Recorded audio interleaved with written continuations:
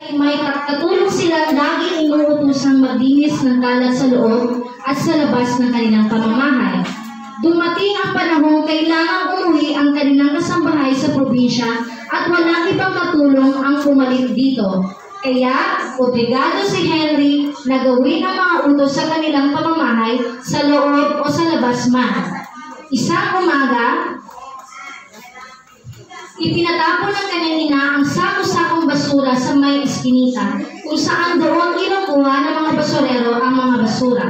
Ngunit dahil sa pagiging tamad ni Henry, itinapon niya ito sa likod ng kanilang bahay kung saan may ilog doon. Hindi alam ng ina ni Henry ang kanyang ginagawa, kaya hindi siya napagalitan ito. Isang gabi habang si Henry ay mahimbing na natutulog, napalakas na ulan ang magupit sa kanilang bayan hanggang sa bumaha.